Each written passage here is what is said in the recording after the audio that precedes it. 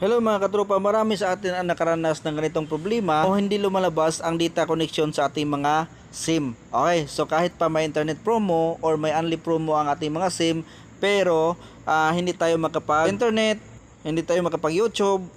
So wala talagang lumalabas na data mga katropa kahit pa naka-on ang ating data. So walang internet connection kahit pa may promo tayo, may unli promo, may internet promo, pero hindi pa rin lumalabas ang data sa ating mga SIM. So paano natin solusyonan mga katropa ang ganitong problema? Unang-una mga katropa, hanapin lang natin itong data connection or data network at ilong press natin.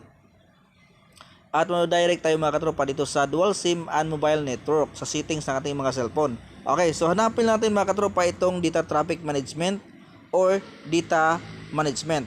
Okay, so makikita natin dito mga katropa itong mga na-consume natin sa isang buwan, sa SIM 1 at sa SIM 2. Okay, so makikita natin lahat ang mga na-consume natin in total of 1 month. So hanapin lang natin dito mga katropa itong settings icon or gear icon, click natin. At makikita natin dito mga katropa itong SIM 1 at hanapin natin itong data usage limit, click natin.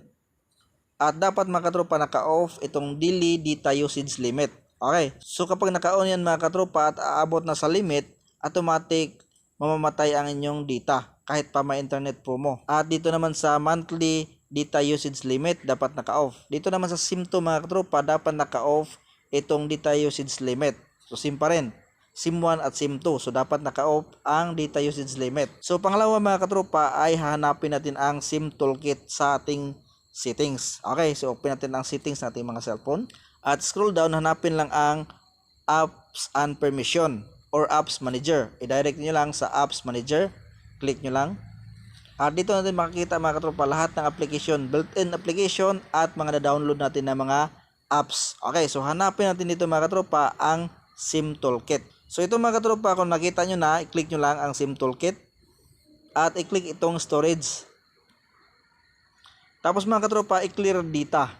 Clear data. Okay, so kapag na-clear data na mga katropa, balik na tayo sa ating home.